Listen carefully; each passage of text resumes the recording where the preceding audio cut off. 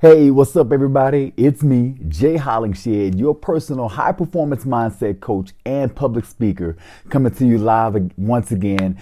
And this is actually, what is today? I do it every time, don't I? I do it. Today is Thursday, day five of the week. And on day five, we discuss pillar number 5. This is Jay Hollingshed, your personal high performance mindset coach and public speaker, and you are watching my 7 pillars of mental performance in 365 days. Speaking of numbers, this is episode number 166 of 365. Thank you so much for tuning in. Karan Butler, thank you for tuning in. All my 10 o'clock people tuning in right on time. I appreciate that. Pastor Dwayne Thomas, what's up? Another 10 o'clock front row seat, man. I appreciate it. Those that want to watch this episode in its entirety, feel free to go to my YouTube channel, Jay Hollingshed. You can watch it in its entirety within the next 24 hours. All of my other videos are already on YouTube and they are there for your viewing pleasure. So I'm asking you, please like, share, tag, all of that good stuff. Make sure someone else gets the blessing that you get from these videos as well. And if you're watching this on repeat, thank you for watching. I appreciate you. Now, let's get right into it. Today is Thursday, day 166 of 365, and we're talking about imagery and visualization. Imagery and visualization. I'm going to briefly go over something that's very important for imagery and visualization. Now, we have to have clarity before we execute. When I say clarity, I mean we have to have a clear vision and clear picture of what we see in our mind before we execute. As I always teach, your body follows your mind. So if your mind is leading the way, your mind needs to have a clear vision. It's kind of like your teacher trying to teach you something in class. If the teacher has no clarity or the teacher doesn't know what to teach, how will you expect to follow the teacher? How can you learn? You can't learn from something or an entity or a person who isn't clear on what they are teaching. So you have to have clarity in mind before your mind leads your body to where you need to go. Now, with that in mind, I have a question for you. How many of you have made promises to yourself? Okay? When I say make promises to yourself, we've all done it, including resolutions. We've all said by this date, by this time, I will have this accomplished. Okay, well, how many have actually thought about that actual day? What is it that you think about when you see or think about that actual day? As I've always taught, we think in pictures. So when we think about something, a picture comes up. Let's talk about that actual day, that date, that time, that actual day, that promise. When you put all those together, what does that look like to you? What kind of picture is that? And when you take that picture, you put it together and you hold it in your mind, have you held that vision or held that picture in place in your mind long enough to feel excited about it? Have you held that vision in your mind long enough to generate some emotion about it? And it may not take long, it may take some people longer than others, but if it takes you sometimes longer than others, you may want to break that up and hold it in your mind for a few minutes and then go back and do it again later on for a few minutes. But it'll take the repetition of holding that vision. You will start to generate energy and have feelings about the image in your mind. And we're talking about the image of that perfect date, that time, that promise, that actual day of that promise you made to yourself. Now, let's talk about how clear that vision needs to be. Can you actually take that picture that's in your mind? We've all seen, or I'm assuming, I'd like to think that we've all seen these cop shows or these detective shows to where something has happened to someone and the victim or the eyewitness goes to the police station and they sit in front of this police sketch artist and they try to describe the perpetrator. And, they said the perpetrator was, his nose was wide, his hair was long and streaky, his eyes looked kind of evil, eyebrows looking kind of crazy or slanted.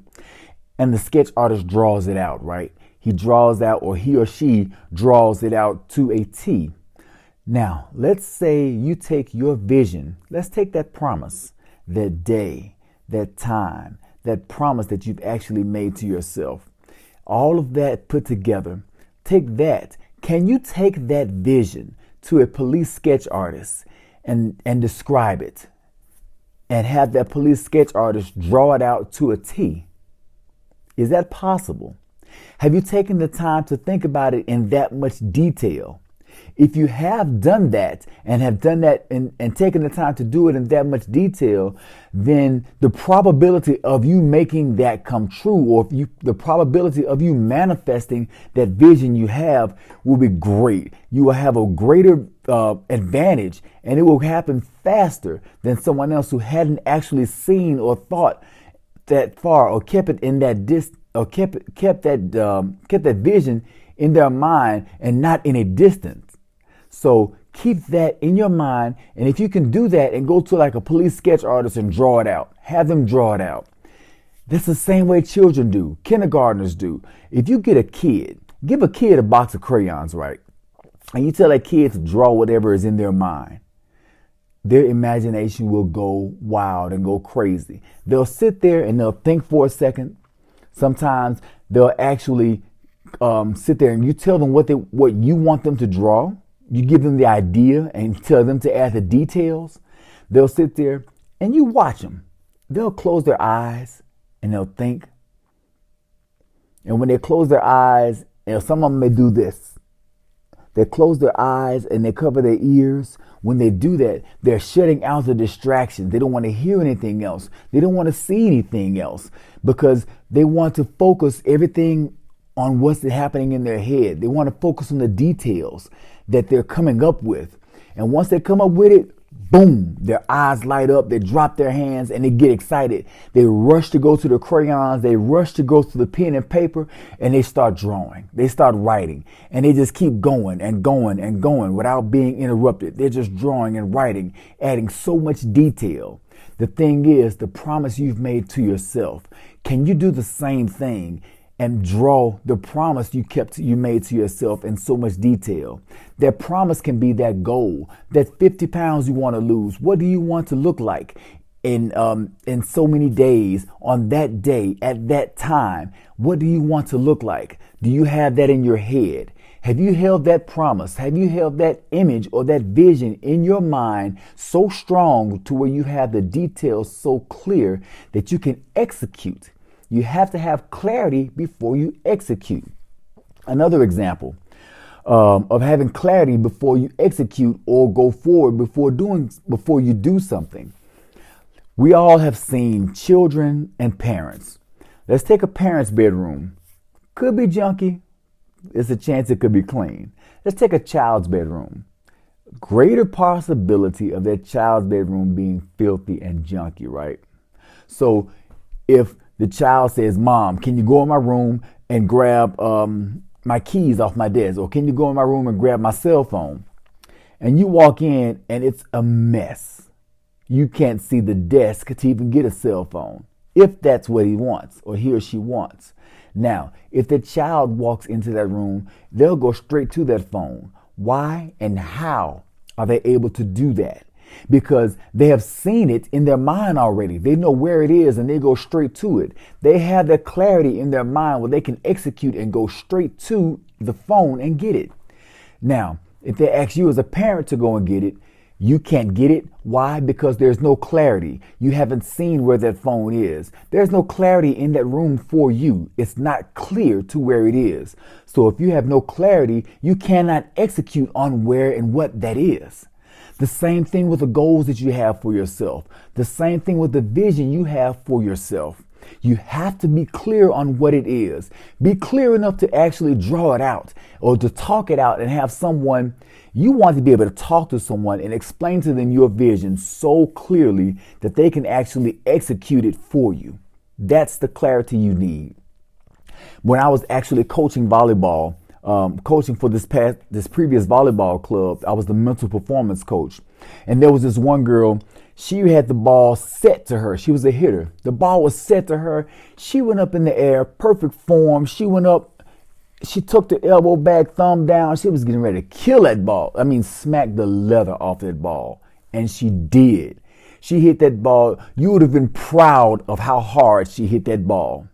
But you would not have been proud of where she hit the ball. She hit the ball and it went clean to the other court. Like, instead of going down to where it should have been and scored, it went to the other court, like on the other court where the other people were playing. And so afterwards, I stopped her and I called her over to me and I said, "What did you see before you hit the ball?" She said, "I saw the ball and I just said I knew I had to hit it." And I said, "You stopped right there. You saw the ball, you knew you needed to hit it, but you didn't have the clarity of where to hit it. You have to have clarity before execution." Now, I explained to her that if you actually looked at the spot where you wanted that ball to land before you hit it, I guarantee you that ball would have gone there. You go up, you see the ball, you look at where you want that ball to be, and you execute. Pow! The same way people have, like if you have an expert marksman that's in a shooting contest, okay, they have a target. They have to see the target before they hit it. The same thing, you have a target goal. You have to see it. That's what I'm talking about. I gave you several examples today on having clarity before execution. That's what I'm talking about with the imagery and visualization. We think in pictures. So when you think and you put time into doing your time into your thoughts, you are having pictures. Make your pictures clear. Hold that clear image, okay? Have that vision, imagery and visualization. So that's all I have today on imagery and visualization. This is consecutive episode 166 of 365. This is my 7 pillars of mental performance in 365 days. Thank you so much for tuning in. As always, I appreciate you. All my people, Joe Quillen, Don Brazel, Harmony Riddick. Oh man, all my people tuning in. Let me give you some shouts before I get out of here. Who else we got? Henry Carter. Wow. Great. Fantastic. Dwayne Thomas and my brother, AJ Arthur Hollingshed. As always, thank you so much. Be well, stay blessed, and through love, be a blessing. God bless.